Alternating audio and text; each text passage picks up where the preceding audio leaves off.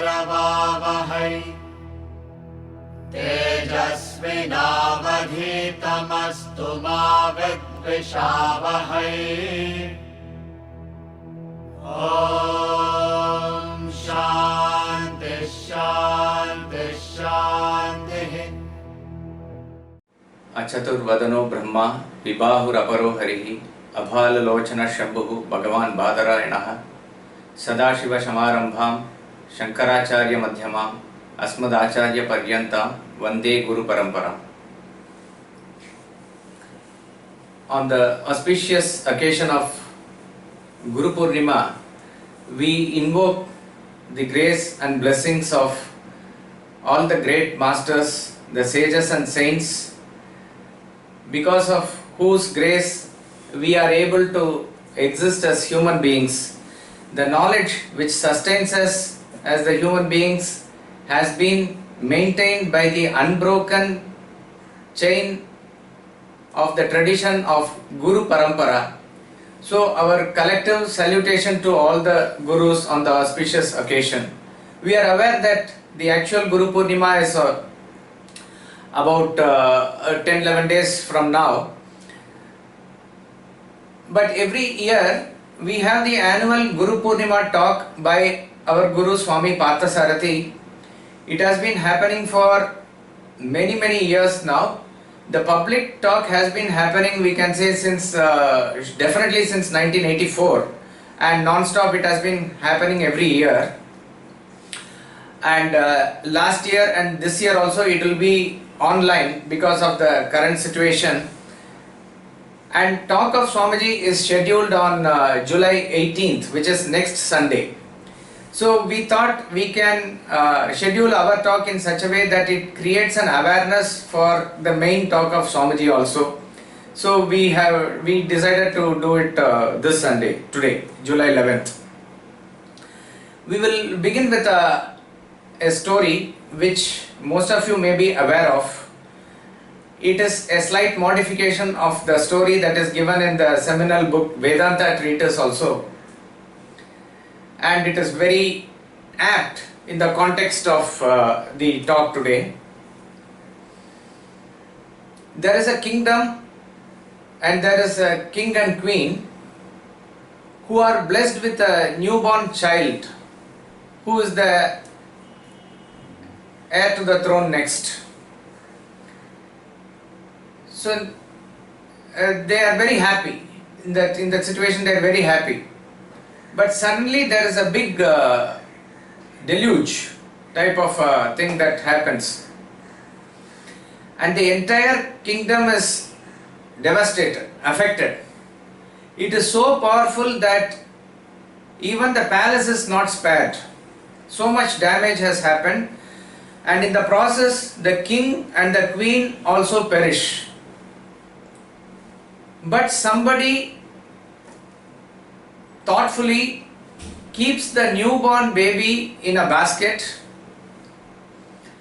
and sort of leaves the fate of that to God. That is the maximum that could be done. And fortunately the basket starts floating on the flood waters, and it reaches a place which is slightly outside the kingdom in the forest area, which may be part of the kingdom, but it's beyond the capital, beyond the boundary of the normal kingdom.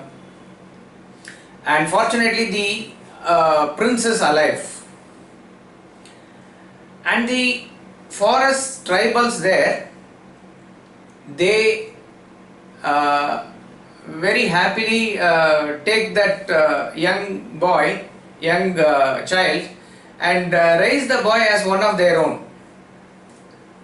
And the boy also grows following the traditions and customs of the tribal people there. And thus about 12 to 13 years has passed now.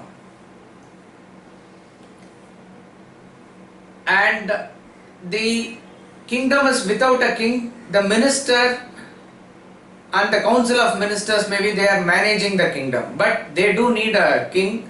But they are not sure whether the prince is alive or dead. The dead bodies of all others were found and the necessary things were done, but they have to wait for the proper person to take charge. They have been trying and searching all over the kingdom, but they could not find. One day accidentally the mantri or the minister, he comes on a hunting expedition, and he comes to that area of the forest where this prince is there. And he happens to see this boy who is now 12-13 years old, 13-14 years, whatever be the age he is there, playing with all the children who are there in the forest. He is able to recognize the face of this person because he has seen the king for long. And maybe there was a birthmark also which he identified, and he is now 100% convinced that this is the lost prince. And he checks with the parents also, and they very truthfully admit that this was a boy who was not exactly born to them, but they have been raising him as their own son because something came floating on a basket. So now the minister is revealing to the boy that you are the king, you are the prince, you are the king now. This whole kingdom belongs to you. At first the boy is hesitating, he is afraid, he doesn't want to leave his surroundings and his way of life and whatever it is. But with the help of the parents and with the help of the minister, he slowly begins to understand who he really is. And he gets himself established in the throne. He becomes the king. This is the story. Now in this story, we find that we can say that the boy gained his identity. But if we go a little deeper, did the boy at any point of time lose his identity? Right from the day of his birth, he is the designated prince and the king. So he has been the prince throughout. There was never a day or never a period of time where he was not the prince. It is just that he was not aware of his status. He did not know about his background, he did not know his real status. And he assumed a different status and he was growing with that assumed status.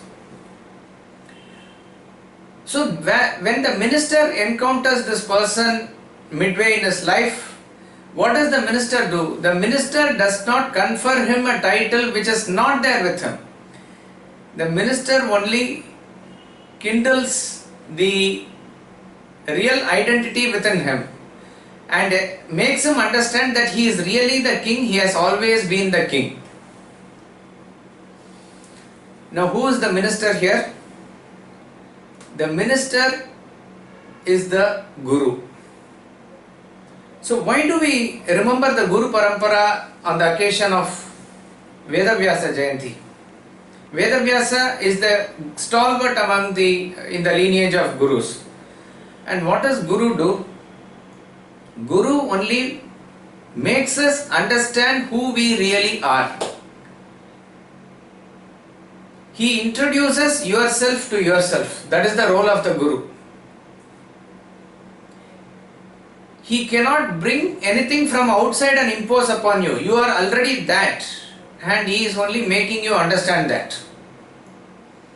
In Sanskrit we use the term praptasya praptihi. Praptasya praptihi means what is already there you obtain. See, if you don't have money, you obtain from outside. That is called apraptasya prapti. What you don't have, you obtain from outside. If you don't have knowledge, you obtain from outside. If you don't have power or position, you can obtain by whatever means. You do tapas and you obtain it. But in the Atma Bodha, there is a verse which says Swakantha Varanam Yatha. A necklace that is hanging on your own neck, you are not aware of it and you are searching for the necklace outside. Somebody points out that it is there on your neck, Oh, I found it. You can say you found it, but if you technically go by the term found, did you ever lose it? You never lost it at all. So this found is only saying that you realize that it is always there. That is the case with our identity. Our identity is always there. Our identity is the real self, which is the spiritual identity. But we are not aware of it at the moment. We need an external prop to make us understand, and we have to realize through that prop. And that is the role of a guru. So Mata, Pita, Guru and Daivam, we say, Mata, the mother, introduces Pita, the father. Father introduces to the Guru. Guru introduces to the God. God is the self within you. So he is only actually raising your vision to that level to make you understand that you are already that. In this process, he is not only revealing your real identity, he is also making you clear of what your role, what your goal in life. Again in Atma Bodha, there is another verse, I think verse 43, which says, Badate Digbrahmadivat. A person who is walking in the forest, he is lost completely. He has to go to a village on the other side of the forest. And the forest is quite big, and when he enters, he forgets the route. He loses the path. It's pitch dark. There is no other indication for him as to which direction to go. It is, let us say, Amavasya also, no moonlight also. So he is desperate at that point of time. He doesn't know where to go, how to go. At that point of time, a man appears with a lantern there. And he is giving one guidance to this person who is lost and says, this is north. That is the only thing that he says. The moment he says this is north, you are very clear of all the other directions also, not just north. You know south, you know east, you know west, and you know exactly which direction you to go for you to go to your destination, and you reach there without any problem. Exactly like that. The Guru enters our life when we are not able to know where to go. We are caught up in the forest of the samsara. Point is, how does he appear? There is a desperation. We are really desperate. Who am I? What am I? What am I doing here? You know, when that desperation comes, the Guru appears. And the Guru appears and says only one thing, Tattvamasi. You are that, the self, the what. Once he gives that direction, once he sets you in that direction, you are not just aware of your real identity and the direction in which you must go. You are also aware of various other things around you in life and how you need to practically relate with them. So it is just that one knowledge which reveals all other knowledge. And that one knowledge is the knowledge of the self. That one knowledge of the self who gives you, he is the Guru. So therefore we say Guru is one who dispels darkness. Guru is the one who dispels darkness. He reveals your real identity. And what is the real identity or spiritual identity is the theme of the talk today. What does the term identity mean? Identify means to recognize, to know. Identity is how you find yourself or how you consider yourself. That is your identity. You consider yourself to be certain thing, that becomes your identity. And the extension of identify is also a term called identification. Identification means love, feeling the same as the other. This feeling of oneness is called as love. Why? Because you are able to identify yourself in the other. That is called identification. So where you place your identity, that becomes your recognition point. So that is our identity. Okay. Now the other aspect of the topic is spiritual. So we use the term spiritual identity. So what is spiritual? Spiritual is derived from the word spirit. The fundamentals of Vedanta is that any life form, any being, any creature is a necessary combination of spirit and matter. Matter refers to the material equipments that we have. The definition of matter is that it is made up of the 5 elements that is there. The science talks about this world or this universe is made up of this matter, energy. They are interconvertible to each other. All this is clubbed under the Pancha Mahabhutas from Vedantic point of view. Anything that is made up of that is matter. So anything that you see in the world is in the form of solid, liquid or gaseous or energy form is anything made up of this only. Exactly like that, what you are made up of is also in the same matter. Your body. And within your body you have the mind and the intellect. So outer personality or outer identity is your body. The inner personality is your mind and intellect, which is made up of your thoughts and emotions. Vedanta proclaims all these are matter. Your inner personality and your outer personality both are matter. Matter is lifeless per se. Matter is insentient per se. That means it has no life of its own. What activates the matter, what energizes the matter into life principle is the spirit. Spirit is the self. You can use the term Atma. You can use the term self. If you understand the word in our context, then the term soul also can be understood that way. But in a different faith, in a different connotation, it could be used in a different way. So we will stick to the term Atma. So this Atma, the spirit, functions in us like the electricity that functions in the electrical gadgets. The bulb, if you take for an example, is made up of the matter. The outer globe that you see is the outer body. The filament inside is the inner body. But both these things are lifeless. You see all the bulbs that are stacked in the electrical shop, nothing happens to them. But when electricity passes through that bulb, then there is an expression of light. Exactly like that, when the electricity of Atma passes through the matter of the mind, intellect, body complex, there is an expression of life. What is interesting in this example is also, this electricity is not confined to the bulb alone, it is applicable in the same way to all electrical gadgets. Be it a washing machine, be it a camera, be it a fan or a motor or anything, video equipment, it is the same electricity, but the expressions are all different because the engine is different, the motor is different, the ways in which it will express is different. Even in light, a 0-watt bulb is different and a sodium vapor lamp is different. But the electricity that passes through them is the same. Exactly in the same way, the body, mind, intellect, material equipment is different for all of us. So the material identity, if you want to call it, it is different and distinguished for all of us. But the spirit or the Atma that functions through this is one and the same for all.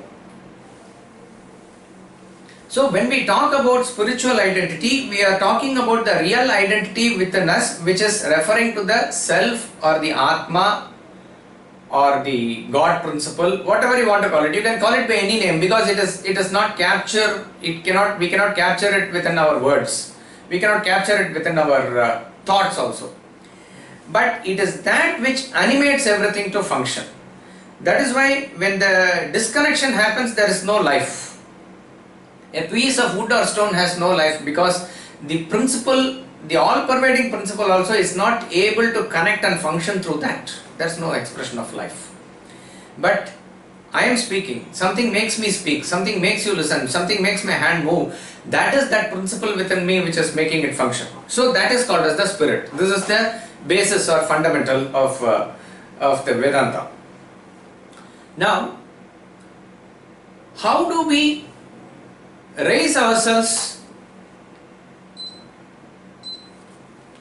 How do we move from our present level of identification to the ultimate identity, which is our spiritual identity?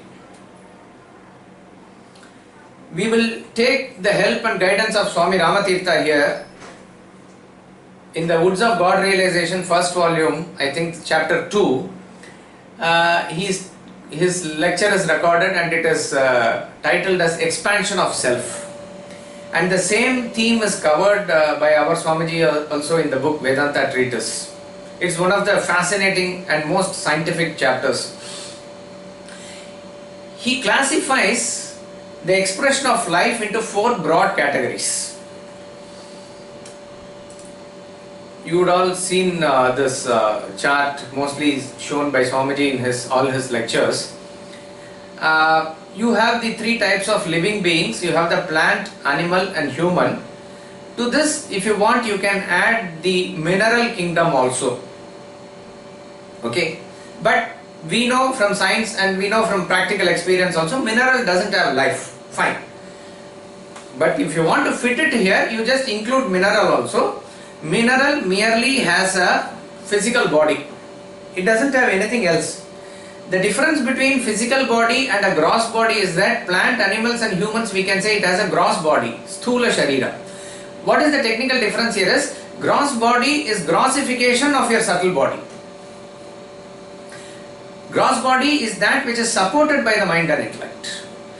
So, therefore, plant, animals and humans have a living body. A mineral just doesn't have it. It is just like a piece of rock or other minerals that is there. It is just a body, you can say, if you want to fit that into this chart.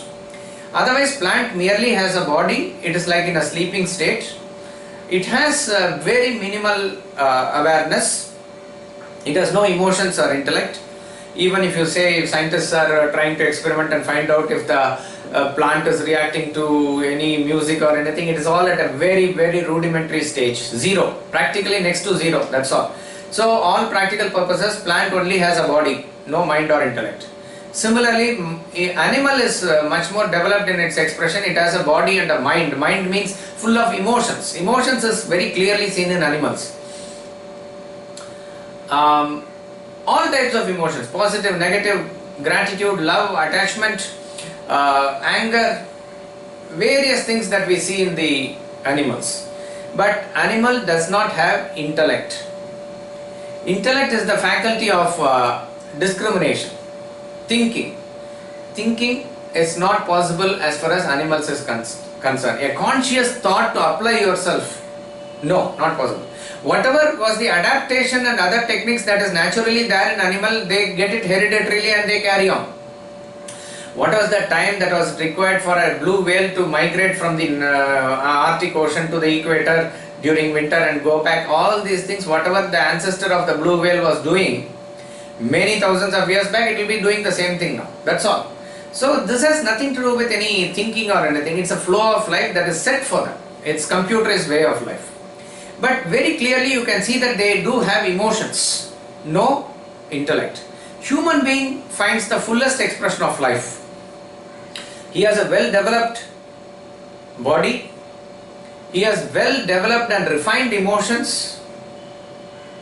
His emotions are those which cover, which animals also have, but much more than that, he can have very subtle, very deep, very divine emotions also. And obviously he has the capacity to think. That intellect is also there. So, in a very poetic way, Leibniz, a German philosopher, says, life sleeps in plants, dreams in animals, wakes up in human being. So we know that this waking, dream and deep sleep are different expressions of your consciousness at various levels of manifestation. In deep sleep there is no manifestation. In dream there is a small partial manifestation. In waking there is a full manifestation. Like that, the plant is in a stage where as though the life is sleeping there. In animals it's starting to dream and come out into activities. And in human being it finds the fullest expression, therefore it is waking, he says.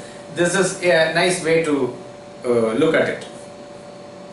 Now, these 4 things that you have, minerals, plants, animals and humans, if you can fit in all the things in the world into this 4 categories. There is something known as microcosm and there is something known as macrocosm. In Sanskrit you use the term vyashti and samashti. Vyashti means individual, microcosm. Samashti means totality, macrocosm. Microcosm and macrocosm are strikingly similar in all their qualities. They differ only in magnitude. I repeat, microcosm and macrocosm are strikingly similar in their qualities, but they differ only in the size or the magnitude. If you take one drop of water as the microcosm, then the ocean is the macrocosm. If you take one day is the microcosm, then 1 year is the macrocosm. Small units of microcosm make up the macrocosm. All individuality makes up the totality. A small drop of water, whatever shape it has, that is the shape when if the totality can organize itself, it will have the same shape. The small drop of water is also H2O, that ocean is also H2O. The small drop of water also reflects sunlight, the big ocean also reflects sunlight. Same properties. But the sun will be reflected very small here, it is a magnificent reflection in the ocean, that's all it is. So what is the difference? Ocean is very big, drop of water is very small. One day is like microcosm, 1 year is macrocosm, means the day has various changes. You have the morning to noon to evening to night. You see the seasons also change in the year like that, from spring to summer, summer to autumn, autumn to winter. All these things exactly correspond. So the quality is the same, but expression is different, it's big. So what is microcosm is small, what is macrocosm is big. Now why is he bringing this microcosm and macrocosm here is, if you see the totality of macrocosm in these 4 classifications of expressions of nature, which is minerals, plants, animals and humans, the same classification can be seen within the human kingdom also. If you take the human kingdom as a microcosm, you will find the expression of the world within the human kingdom. Why even human kingdom? You can reduce it to one person and you will see that expression in one person also. So in other words, there are mineral persons amongst human beings, there are vegetable or plant persons amongst human beings, there are animal person amongst human beings, there are human persons, real human beings among human beings. Apart from that, there is also a superhuman being, if you want to call him, or a god person also. Obviously that doesn't fit into the microcosm macrocosm theory here, because God is transcendent. Okay, but we have the category as we see in a self-realized person. So we see this macrocosm clearly expressing itself in the microcosm, and we see this different classifications. Now to understand these various categories of human beings, and all this is connected to our topic, which is our identity. To understand these various classifications of human beings, we will again take the help of Swami Ramatirtha. This diagram is he has drawn. It is found in our book Vedanta Treatise also. You see here, there is a small circle A. Then we have another circle B. We have a third circle C, D.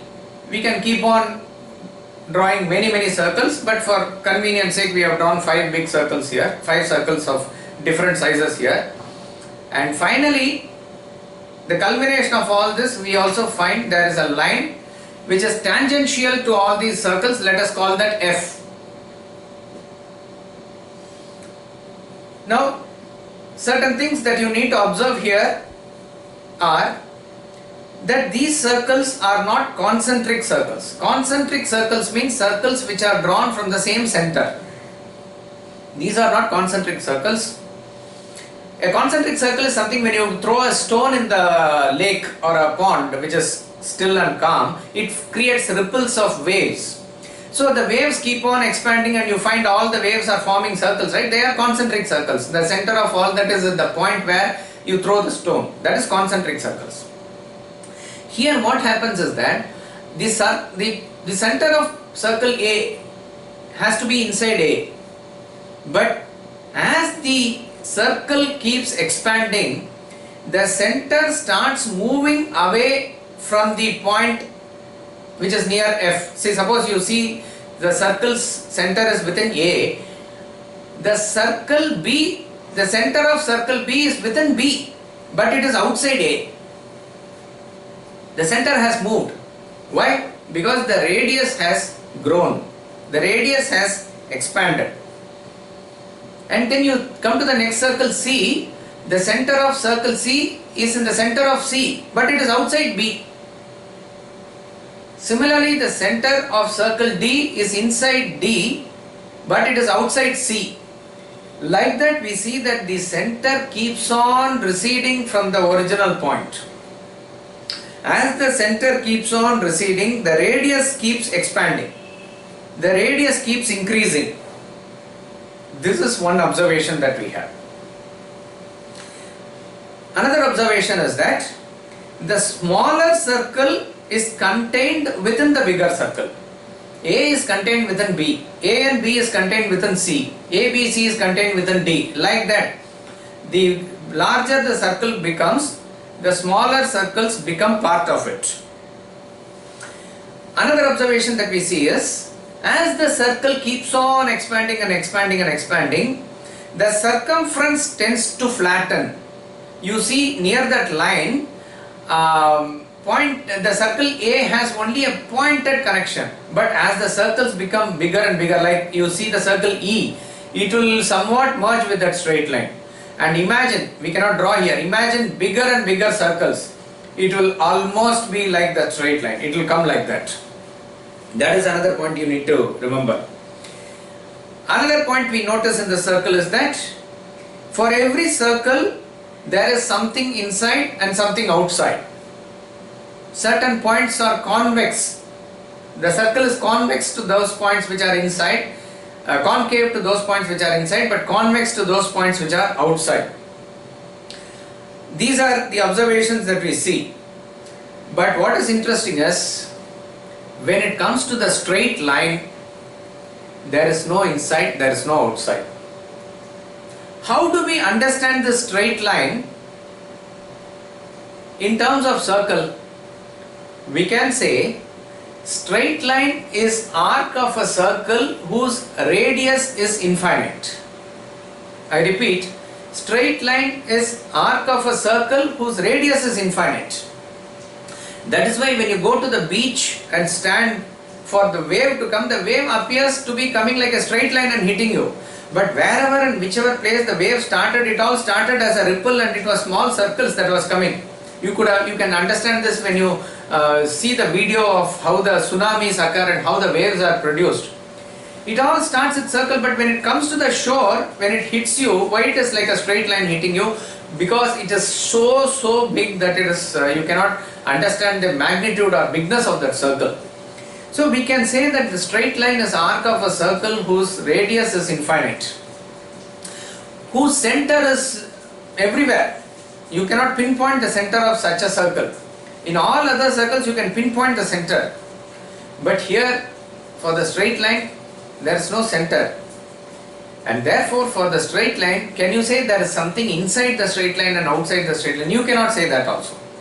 There is no inside or outside there. This is the geometrical observation that we see here. Now this circle is also having certain movements. The movements is not visible when the circle is very small. So Swami Ramatirtha gives the example what he observes in the world naturally to see all the circular movements. May not be exactly circular, it could be elliptical also. But he says the circle A can be equated to a toy called the top, the spindle top which spins. The children play with the top. Okay? And that circle actually it circulates in one point. The movement is there, but it is as though not moving. It is confined to that one point only. In fact, the circle A must not be visible to you at all. But for the sake of convenience, we have drawn it like that. Circle A is so small. So he compares it to the movement of a top. And then you have the movement of a bullock which produces oil, it goes around in the circle. Then you have the movement of the race horse around the race course. Then you have the movement of the monsoon wind around the a big globe it goes. And then you have the movement of the moon around the earth. All this is now expanding and expanding and expanding till you understand what the great sun is. Sun is the pivotal point. There's no movement after that. Okay. This is what he tries to equate. Now who is this mineral man? Mineral man is represented by the circle A. A person whose center is within himself only. That means he exists centered around his own self. His body alone exists for him. He lives, there could be very rare, such persons could be very small minority, but such people do exist. Their awareness is measured by their selfishness. For them, their selfish existence of their own body alone counts, nothing else counts. For them, the circle of their family also doesn't exist.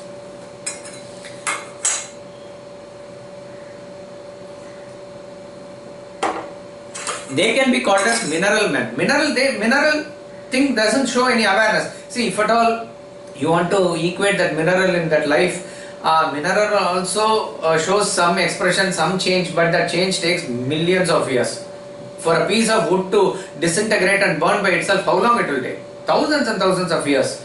So for practical purposes, it has no life only, we say. Like that, these mineral people are so gross, so self-centered, that for them there is no movement at all, practically no life at all. In other words, they only exist.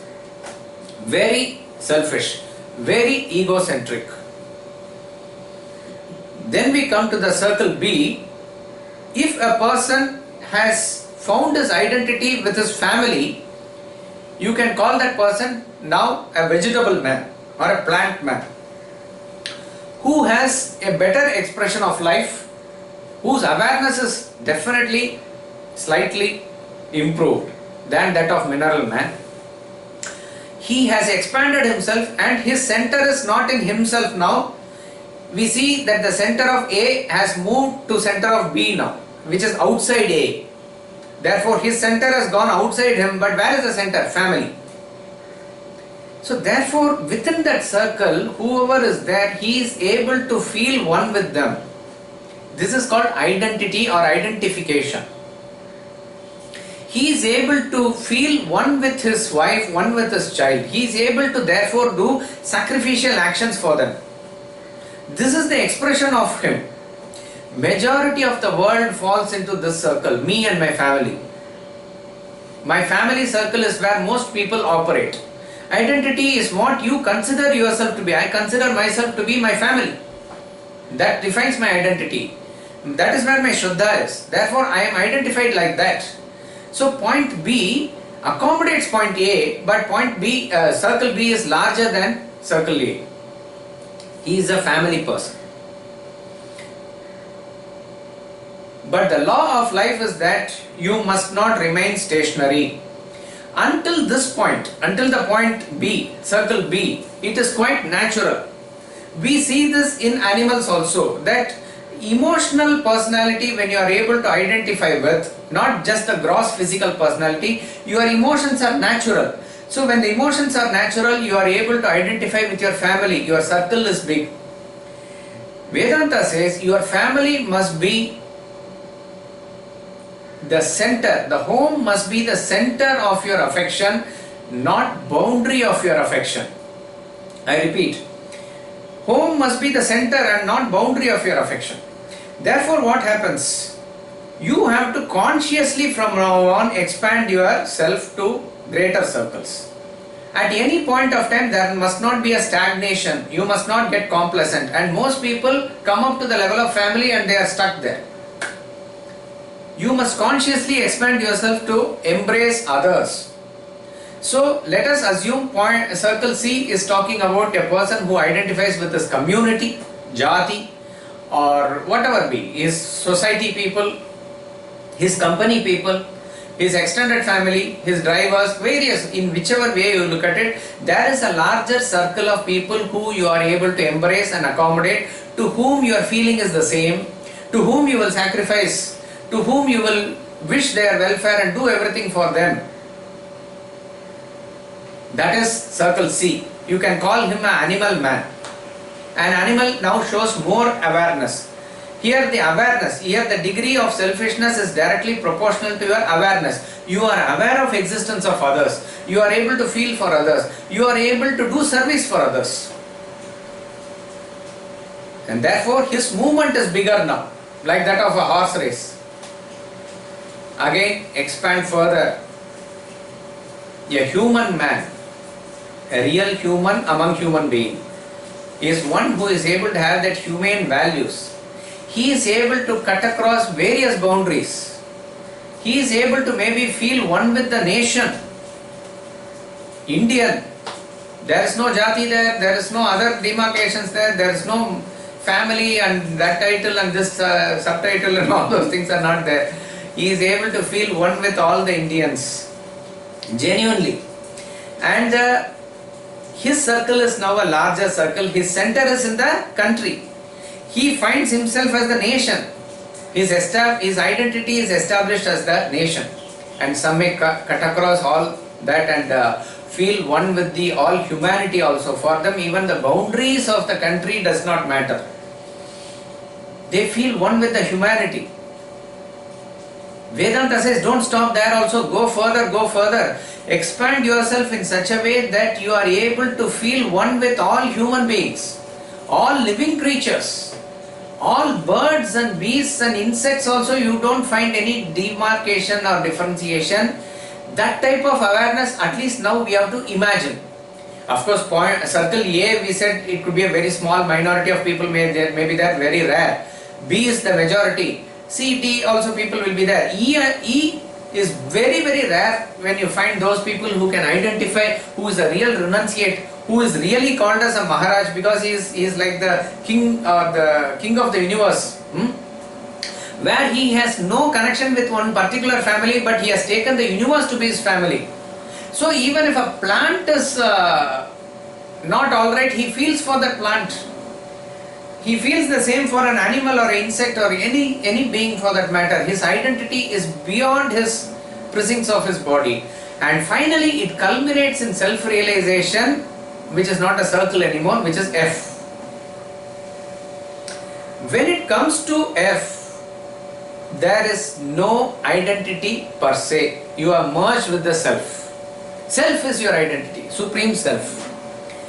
That person has no inside or outside. For him nothing else exists.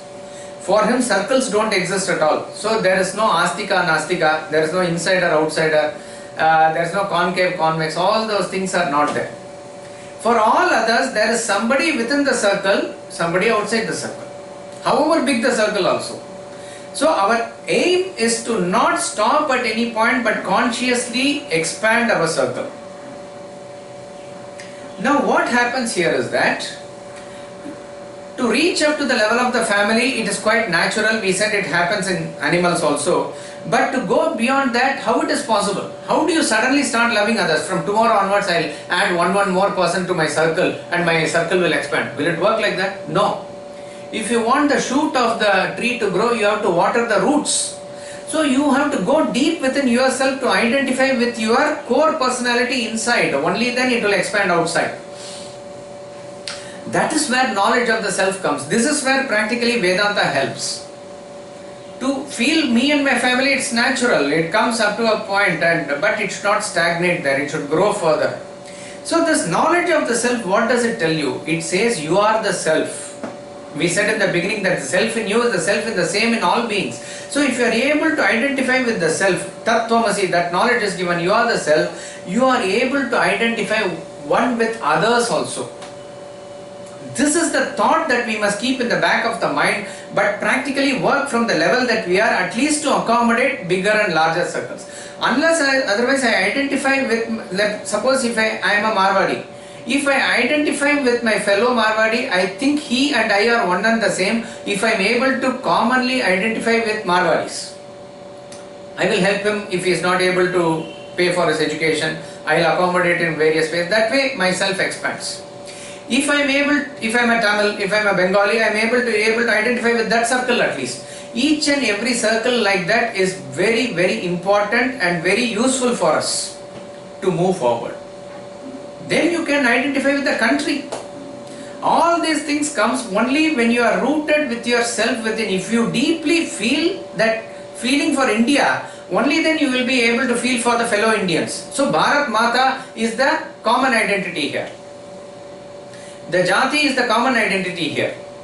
Your company or the corporate is the common identity. Therefore, whoever works in your company is your family. So you have to identify with that common entity. That common entity becomes established in you by your rooting of the intellect. Therefore, it is through knowledge that you will expand. Remember, up to the emotional level it is natural, but later you have to have a deep thought. The deep thought will convert into feeling. That feeling will convert into action. The deep thought, how it will come? It is only through knowledge. And where does that knowledge originate? Knowledge originates from Tattvamasi. You are that. You are that infinite self. Keep that in the back of the mind always.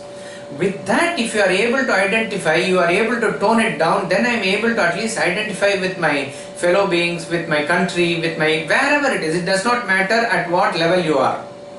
In this circle, you can be at A, you can be at B, it doesn't matter. Your focus must be always to go to the next circle, and for which the knowledge of the self helps. Now, till that point of time that we reach that ultimate identity, our ego keeps on expanding. In the process of expanding, it keeps on diluting also. Me, myself is strong concentration of ego. My family, my is there, but it is slightly loosened. My community, my country, everywhere my thing is there. My species, up till that point, everywhere my thing has to be there. Only if a my thing is there, you have a connection. My child, there is a connection. My wife, there is a connection. My country, there is a connection. Why? You really love yourself. That is where Brihadaranyaka Upanishad says, Atmanastu kamaya sarvam priyam bhavati. You like everything because you like Atma, and Atma is yourself. We crack a joke, and that is very funny for us, very humorous for us, because why? It is a reflection of myself.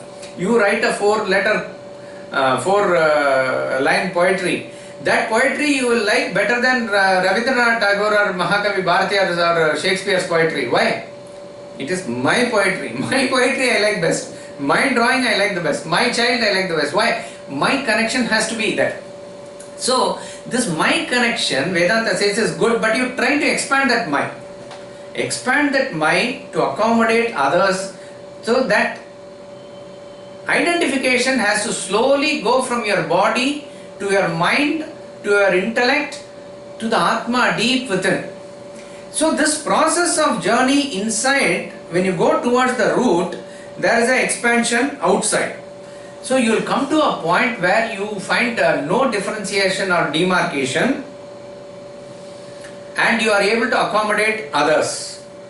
Vidya Vinaya Sampanne Brahmane Gavi Hastini Shuni Chaiva Shvapakecha Pandita Samadarshanaha. Chapter 5 verse 18, I think, of Bhagavad Gita says this.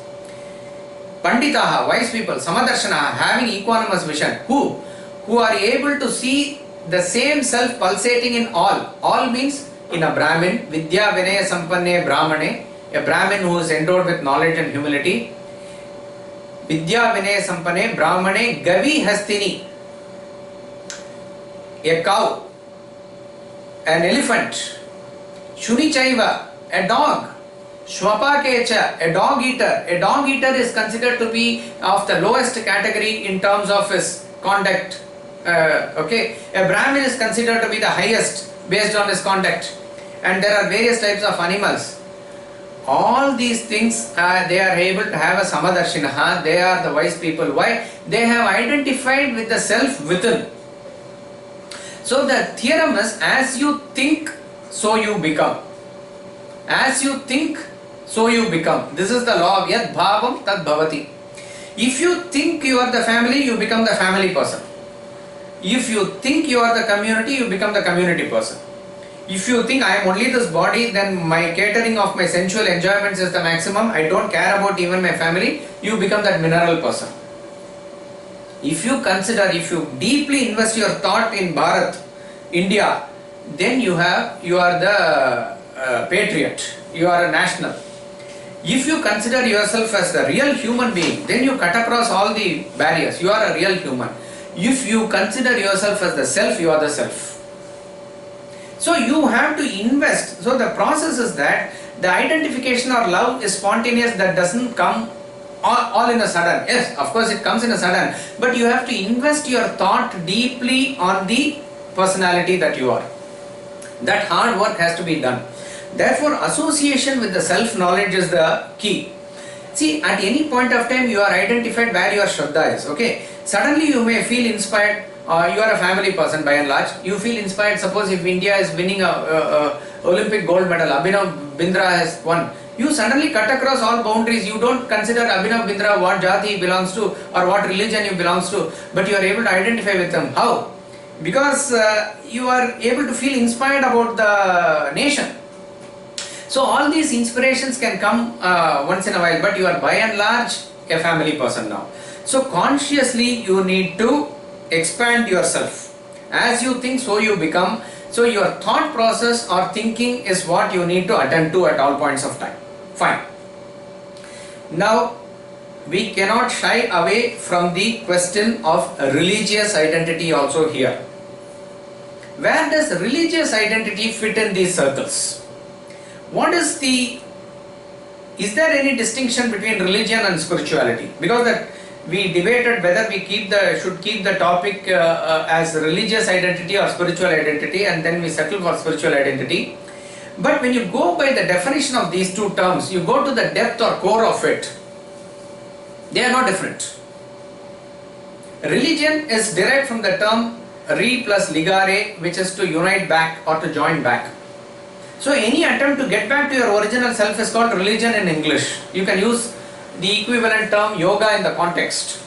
Karma yoga, bhakti yoga, jnana yoga. Yoga comes from union, to join back. Religion is also to join back. Spiritual, we said, comes from the word spirit. So your identification with the spirit is spirituality. Spirit is the self in you, which is the real identity. So any attempt to get back to the spirit is actually religion. So in that sense, at the depth of it, there is no difference between religion and spirituality. But from practical sense, how do we use these two terms? We use the term spiritual when a person is philosophical in nature and wants to be a good human being, does not want to identify himself with any particular religion or the rituals aspect connected with the religion. It's very fashionable and a fad to call yourself spiritual, not religious nowadays, right? This is how people identify themselves. But religious rituals also has a role to play. We don't have time to go into that, but it does have a role to play. But when we use the term religious, we associate with the person practicing a particular religion. Practicing. So a person who does namaz, who has a beard, who goes to mosque, has a religion, he is a practicing Muslim, we say. A person who goes to church, he has the religious identity of a Christian, a religious identity of a Hindu, Buddhist.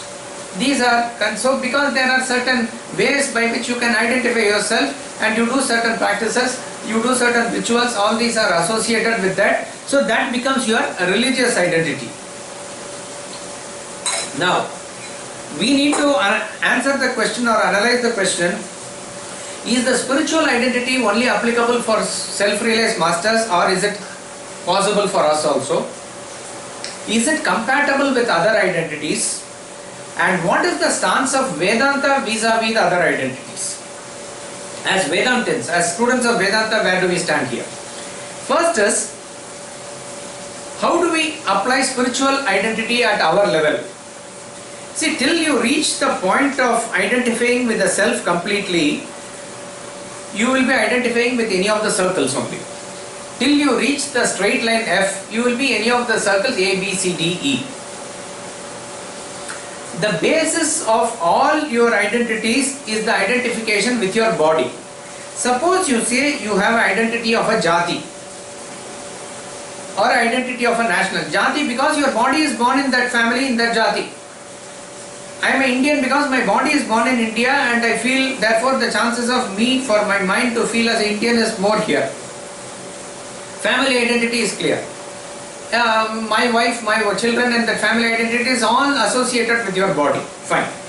But self is the real identity, and the self-realized masters have crossed all the body and matter equipments and identified with the self. There is nothing apart from the self that they experience. So for them, the body identity does not hold good, even as they live in the body. For example, Ramakrishna Paramahamsa is a jnani. We don't identify Ramakrishna Paramahamsa as a Bengali saint. There is no parochial Bengali here. People identify him as Thakur Ramakrishna, or he's avatar, he's a god, like that only they identify.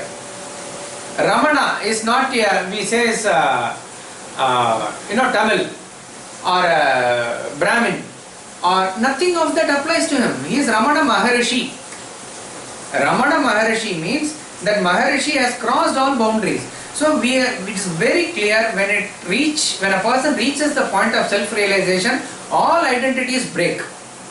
The question is, till that point of time, should we identify only as a material personality? Is spiritual identity not applicable for us?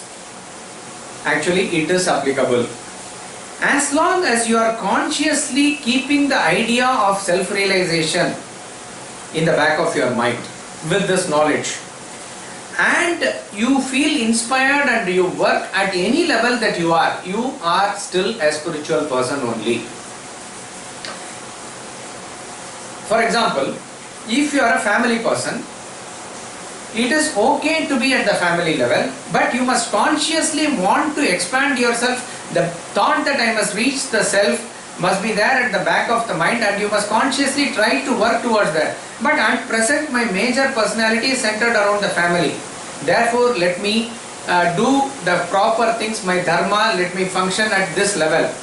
This becomes, if I am able to identify like this and work, I am trying to be spiritual even though I am at the family level. We see great persons, even like, let's say, Bala Gangadhar Tilak for example. He was out and out a patriot. He inspired many Indians to join the freedom struggle.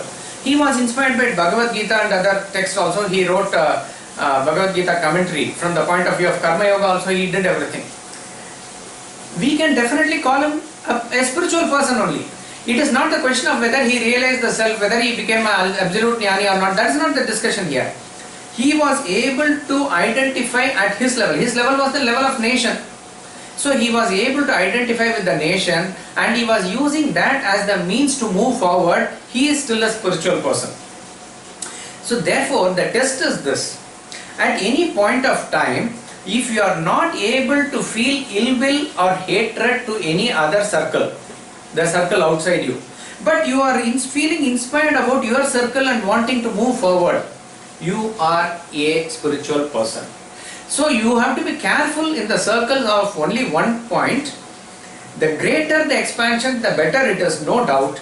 But you must not be complacent and get stuck at any point of time. You have to keep on expanding further till you reach the self-realization. At any point of time, with your intellect, you will not get stuck. Obviously, your conscious movement will be there.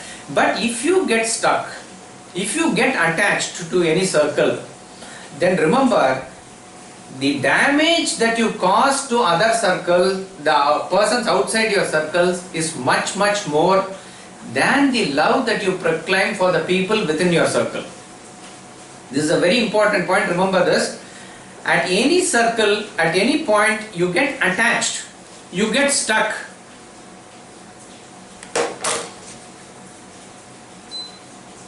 At any point, if you get stuck and you get involved in that circle there, you forget about your conscious evolution to move further, then the hatred, ill will and the consequent damage that you cause to people are outside your circle will be much greater than the love that you proclaim for the people within your circle. So in other words, the definition of being spiritual is that you cannot afford to engender hatred. First quality of a bhakta is adveshta sarva bhutanam. There is no hatred. We find that Why it is very important to understand in the modern context is, in the name of religion, in the name of all these spiritual things, whatever people generally talk about, more and more hatred is what is being sowed in the minds of people, and more they practice this. This cannot go with the basic definition. It is very much alright for you to feel one with Indians, and you must feel. But you have no right to hate a Pakistani. You have no right to hate anybody outside what you feel. You have every right to feel good for Marwadi or a Punjabi or a Bengali or a Maharashtrian or a Tamil or Keralite. But you don't have any right to hate the person outside your circle. You have obligation to do within your circle. See, in your family also you have obligation to educate your child, not the neighbor's child. But for any reason you cannot engender hatred towards your neighbor. And when it comes to the hatred and when it comes to the damage, the greater the circle, the greater is the damage that is created there also. That is why a person who is affected at the family level will affect or damage the next family. But a person who is stuck up at the religious level, he will go and kill the people of other religions, which is a maximum damage. You see the history of human history, all the wars are fought in the name of religion. So the damage that the religion causes is much more. Why? Because though they seem to identify with the people within that religious circle, it is not based on your conscious expansion of self. It is based on certain doctrines, dogmas and mandates where the mind gets stuck. In this process, what happens is that you engender hatred what is beyond your circle. And that is where you cannot be called as a spiritual person, come what may. So a spiritual person is one who is able to consciously move forward from a circle. It does not matter where he is now. It really does not matter where he is now, but what direction he takes, and consciously what direction he takes. That's all matters. Another test is that at any level that you are, be it at the family level, be it at the community level, it doesn't matter. You will have a positive, genuine connection to God in your own way. You feel very happy about it. In other words, the thought of the self can be kept at the back of the mind, which is nirguna, or in the saguna way, you are able to identify with that infinite self. Be it your own Ishta Devata, be it your own whatever way, be it Allah, be it Father in heaven, in whichever way, you are able to have that connection always. That is also a test. So therefore, when you pray therefore to God, you will really wish welfare for others. You will never wish or wish that the other person should be destroyed or something like that. That will never happen. So these are the tests for us to understand whether a person can be called as a spiritual person or not. Now, the question with reference to other identities. Based on our present level, our identification, we can have multiple identities at the same time. They use this term, for example, WASP. I do not know if it is a derogatory term or so. I'm just saying it with that caveat, but to understand it, I'm saying WASP is some identity of some people in America, they say, right? W stands for white, AS stands for Anglo-Saxon, P for Protestant. White is the identity of the race, Anglo-Saxon is the identity of the ancestry, Protestant is the identity of the religion. So at the same time you can be all the three also. Okay? I can be let's say Iyer, that can be a jati or the family. I can be an Indian, that is my nationality. I can be a Brahmin, that is a Varna, or a Kshatriya, that is a Varna. I can be a Hindu, that is my religion. So I can have multiple identities at the same point of time. Now the question arises whether the religious identity has the compatibility with other identity, particularly national identity. We cannot shy away from this question. What we see or what we observe is, as far as Sanatana Dharma is concerned, which is our way of life, there is no contradiction at various identities level. The identities are compatible with each other. Why? Because as far as my spiritual identity is concerned, Sanatana Dharma tells me, you go ahead in your path, you chalk out your path, finally find out your identity, that is your role and goal in life. Therefore, I can be whatever I am. I can be an Indian outside, I can be a worker here, I can be a Brahmin doing my ritual, I can be doing whatever I am doing according to my jati. All that really does not interfere with my spiritual identity, where I am asked to internally search for myself within. So therefore we see that very practically. An Indian and a Hindu, there is no problem. Hindu Indian, Hindu American. You can follow the rules of America when you have green card or red card, whatever card that you have, and you are a nationality there and a passport holder there. You are a nationality wise, you are an American, that is your identity. Religion wise, you are a Hindu, that is your identity. Okay? But a Hindu American need not have any issues. You can still follow the laws of America and you can be there. Following your faith and following your inner journey also, it's possible. You can be still spiritual. But with reference to other Abrahamic faiths, it is debatable. Unity has to be achieved by the spiritual identity or that integral unity of the self within. If the unity is forced from outside, it will be an artificial unity. Rather, it will be uniformity, not unity. Suppose if my religion mandates that I have to work for Darul Islam, Darul Harb, where the entire people must become Muslims, let's say, and I am able to genuinely feel, identify with the problems of Muslims, and I am able to work for them, I am able to, let's say, agitate for their cause, all that is fine. But the basic contention is that I really need to work for the everybody becoming Muslim itself. So in other words, from the worldly point of view, there is always this dvandvas or pairs of opposites will be there. Unity is only transcendental, which is the self. We see in the case of our own great masters also, they took the stance, Krishna is avatar, Rama is avatar, and he had no problem in identifying with anybody for that matter. He is love personified. So when it comes to Duryodhana also, Arjuna also, he was able to have that Samadarshana, Samatvam Bhava. In fact, before the war, he offered even the army to one side and himself to the other side. So that equanimity was there. But very clearly, he would side with that which has dharma. So dharma and adharma are two things here. You have to side with dharma. You cannot side with adharma. That is where your identity lies. That is where your practical identity lies. Okay. Now coming back to this here, if a person is having this sort of a dilemma, suppose let us say if when you have consciousness, you have that identity with the nation. The Bharat Mata is seen as also an entity. So she has her identity, she has her way of living. All this is what makes her that entity that she is. But if my identity of a Muslim, if my identity of a Christian or any, I am just giving this as an example, but for any other religious identity which is in conflict with my national identity, what will establish? What will I take stances?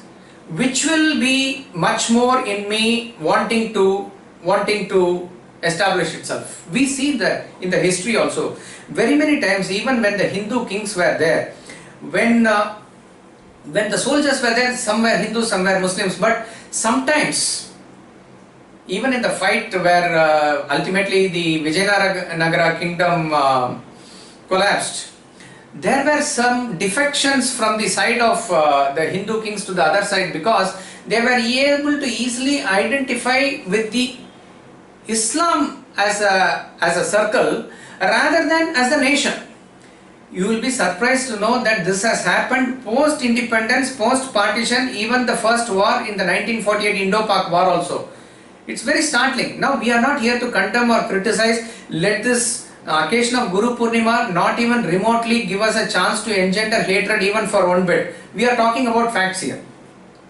The regiment where Muslims were there, they were able to side with Pakistan and attack the Indian soldiers also. Though they were part of the Indian army, this has happened in 1948. These are certain practical things that we see.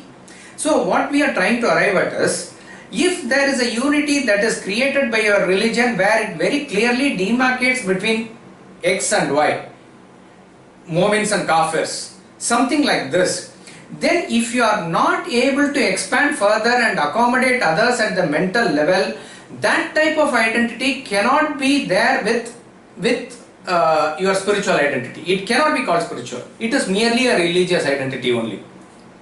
That we find. That is why when it comes to Hindu, people say it is not a religion. It is a way of life. All this is some not a proper talk. You have to understand what you are saying. Way of life means what? Even as though other religions, it's not a way of life. Even Osama bin Laden had a way of life. Can you call him a Hindu? Even cockroach has a way of life. Alcoholic has a way of life. Way of life means what? A dharmic way of life according to the prescribed principles in Sanatana Dharma. That is a Hindu. Okay? So if you are able to identify with that, the chances of expansion towards the higher self is there automatic. That is the basic inherent principle here. Here we are not talking about a particular Christian, particular Hindu, particular Muslim. A particular Hindu also can be an extreme fundamentalist and he can be an extremely negative person. A Christian can be an extreme liberal person. A Muslim can be an extreme liberal person. Possible. We are talking about the core principle or tattva of the philosophy, of the religion.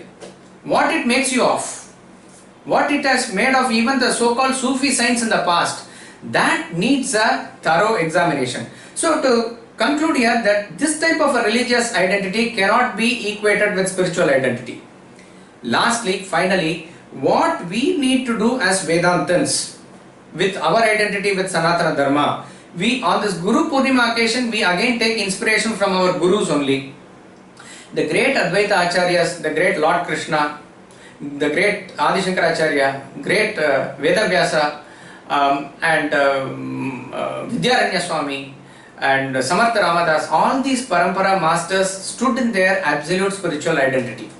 But they were able to clearly demarcate between what is required for the world from the dharmic point of view. So Krishna was able to handle a war in which Dharma won. Adi Shankaracharya did not go and say that Sarva Dharma Samabhava. He condemned what needs to be condemned. He established what needs to be established. But he was able to accommodate everything under the umbrella and move forward. So at any point of time, the conflict of Dharma and Adharma will be there, and your spiritual identity must side with Dharma. Harihara and Bukka were inspired by Vidyaranya Swami, who was a great Advaita Acharya, who was a sannyasi. They were able to establish. So you have to identify those forces which are there on the dharmic side, those forces which are on the adharmic side, and you have to establish your spiritual identity in alignment with the dharmic principle. This must be our goal. This must be our attitude. In fact, if you do like this, this will take us forward in self-realization. In fact, it is our bounden duty to expand this knowledge and take this knowledge forward to the whole world, because my identity of spiritual identity of Sanatana Dharma is able to accommodate every other identity. You can still be a Christian having full faith in Jesus Christ and have pray towards the Father in heaven and just carry on with your business. You can be a Muslim, you can worship Allah, take Prophet Muhammad to be the ultimate prophet also, and carry on with. But the problem comes only when your faith identifies, rather interferes with my faith, and it is obstacle for my progress. So that way, if you see anything that is forceful and adharmic, there are various identities which are gone. In our own front of our eyes, the Tibetan identity is going. It is gone. Because they don't have a land, they don't have a culture to practice, a container for them to contain. So we need to consciously merge our national and religious identity with the spiritual identity, for which we see that Advaita Vedanta is the solution. Because in that Supreme Self, it is able to accommodate anything and everything. It has a place for Christ also, it has a place for Muhammad also, if you are able to look at it from that angle. So the Muslims, the Christians in India, with this as the background, they have to take it forward to the whole world. That must be the way.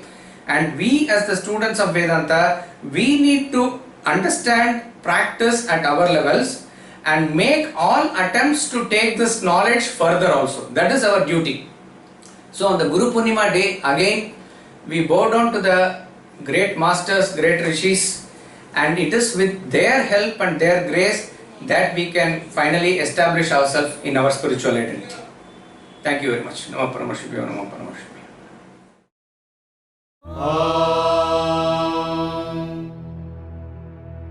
Poornam Adah Poornamidam Poornat Poornamudachyate Poornasya Poornamadaya Poornamevavashishyate.